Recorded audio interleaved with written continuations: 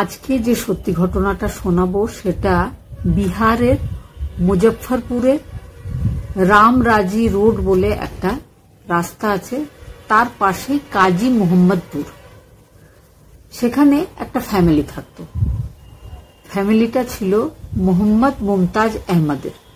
তিনি একজন software engineer ছিলেন, সেই সঙ্গে তিনি পঞ্চায়েতের একজন অ্যাক্টিভ সদস্য ছিলেন। তার বেশিরভাগ সময় প্রথমে নিজের ডিউটি আর আশেপাশের লোকজনের বিভিন্ন রকম সাহায্যের যে কাজ সেটা তিনি করে থাকেন। তার স্ত্রী যথেষ্ট শিক্ষিতা একজন মহিলা, নাম হচ্ছে সাবা ফিরদৌস। সে ইউপিএসসি পরীক্ষার জন্য প্রস্তুতি নিচ্ছে। সে আগে দুবার পরীক্ষা দিয়েওছে। এলাকার সবাই জানে যে স্বামী স্ত্রী দুজনেই যথেষ্ট শিক্ষিত, ভদ্র, মার্জিত। তাদের 3টে ছোট ছোট বাচ্চা রয়েছে। 2012 সালে তাদের লাভ ম্যারেজ হয়েছিল। তাদের দুজনেরই বাড়ি বৈশালী জেলার একটা গ্রামে। তো সেখান থেকে তারা চাকরি সূত্রে মুজফ্ফরপুরে থাকে। এর আগে ভদ্রলোক কর্মসূত্রে দিল্লিতে থাকতেন। ঘটনার দিন 2025-এর 7 জুলাই আর্লি মর্নিং সাবা ফিরদৌস জোরে জোরে চিৎকার করে কান্নাকাটি শুরু করে। আশেপাশের সব প্রতিবেশীরা তাদের বাড়ির সামনে এসে জড়ো হয়। ভেতরে গিয়ে তারা বুঝতে পারে যে রাত্রেবেলায় ডাকাতি হয়ে গেছে। তালা ভেঙে পড়ে আছে, ঘরের সমস্ত জিনিস লণ্ডভণ্ড। আর বাড়ির যে মালিক মুমতাজ, সে রক্তাক্ত অবস্থায় নিজের খাটের ওপর পড়ে রয়েছে। পুলিশ স্টেশনে খবর দেওয়া হয়। পুলিশ চলে আসে। পুলিশ চারিদিকের ব্যাপারটা ঘুরে ঘুরে দেখে। বডিটাকে ফরেন্সিক ল্যাবে পাঠানো হয়। ভদ্রমহিলাকে এবার জিজ্ঞেস করা হয় যে এই ঘটনার ব্যাপারে আপনি কি জানেন। রাত্রেবেলায় ছোট্ট একটা বাড়ি আপনাদের, সেম বাড়িতে আপনি 3টে ছেলে মেয়ে নিয়ে রয়েছেন, আপনার হাজবেন্ডও খাটে শুয়ে আছে। কে এইভাবে তাকে শেষ করে দিয়ে চলে গেল, আপনি এই ব্যাপারে কি জানেন?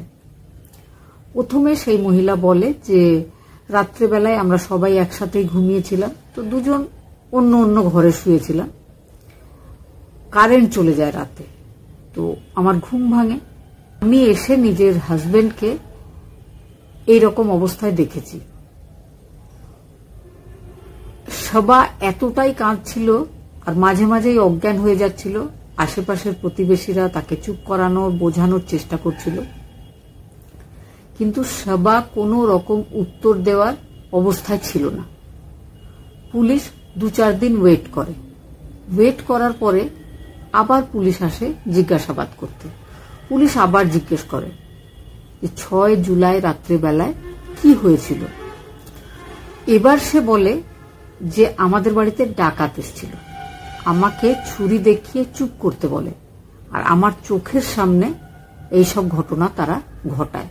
পুলিশ আশা করেছিল যে কে বা কারা এই ঘটনা ঘটিয়েছে খুব সহজেই জানতে পারবে, কারণ মুমতাজের স্ত্রী সবা বলেছে যে বাইরে থেকে কিছু লোকজন এসে এই ঘটনা ঘটিয়েছে। তার মানে কারা বাইরে থেকে এসেছিল সিসিটিভিতে নিশ্চয় রেকর্ড হয়েছে।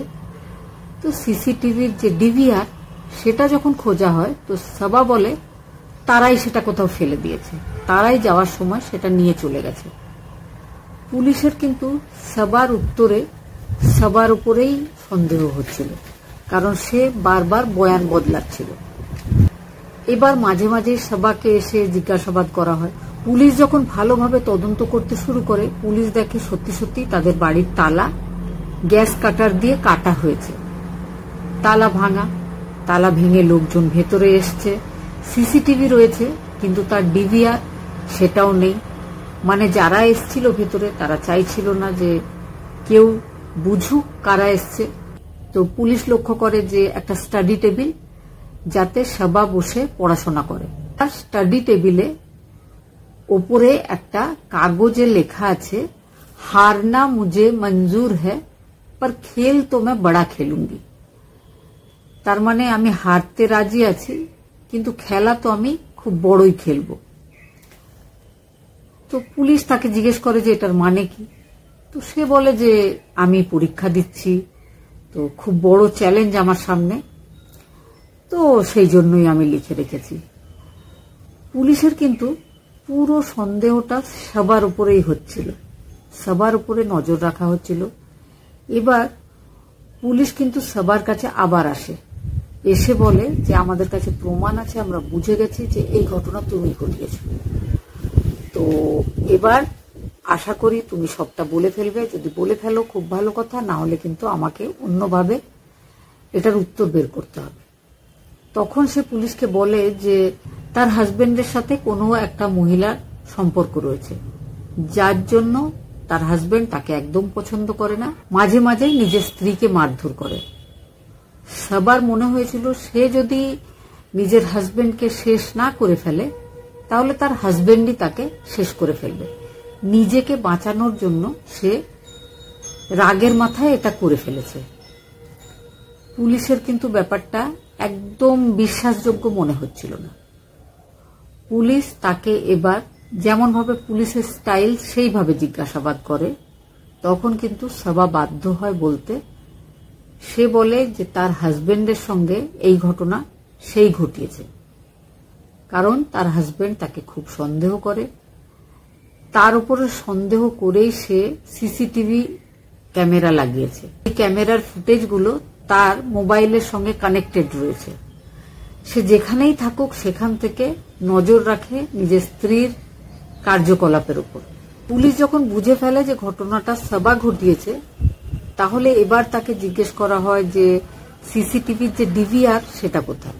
শেষ রক্ষা আর হয় না, তাকে বাধ্য হয়ে পুলিশকে বলতেই হয় যে সে ডিভিআরটা নিজের বাড়ির পাশে একটা জঙ্গল টাইপের ঝোপঝাড় জায়গা আছে সেখানে ফেলে দিয়েছে।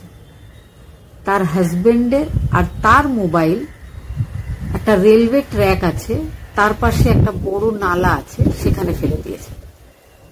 সে বলার পরে সেগুলো পুলিশ উদ্ধার করে ফেলে। দুজনের ফোন উদ্ধার করার পর পুলিশ তাদের কল ডিটেল, তাদের সার্চ হিস্ট্রি ইত্যাদি দেখে তদন্তটা আবার শুরু করে। সবা ফিরদৌস মানে স্ত্রীর যে সার্চ হিস্ট্রি, গুগলে সে কয়েকদিন ধরেই সবসময় সার্চ করেছে যে কিভাবে কাউকে শেষ করে দেওয়া যায়, শেষ করে দেওয়ার পরে প্রমাণগুলোকে কিভাবে লোপাট করা যায়। এই জিনিসটা সে দিন রাত সার্চ করেছে কয়েকদিন ধরে। আরো একটা ব্যাপার, কিছুদিনের মধ্যে সে 100টার থেকেও বেশি ক্রাইম স্টোরি বা ক্রাইম সিরিজ দেখে ফেলেছে, শুধু এই ক্রাইমটা করার জন্য, এই ক্রাইমের ব্যাপারে আইডিয়া নেওয়ার জন্য। আরো একটা ব্যাপার বোঝা যায় সবা ফিরদৌসের কল ডিটেল দেখে, যে তার হাজবেন্ডের সাথে কারো সম্পর্ক ছিল না, যে ব্যাপারটা সে আগে বলেছিল। পুলিশের এখন সন্দেহ সবা ফিরদৌসেরই একটা বিবাহ বহির্ভূত সম্পর্ক রয়েছে, যেটা তাদের নিজের কোনো আত্মীয়, তার সাথেই এই সম্পর্কটা রয়েছে। এই ব্যাপারে পুলিশ এখন তদন্ত করছে।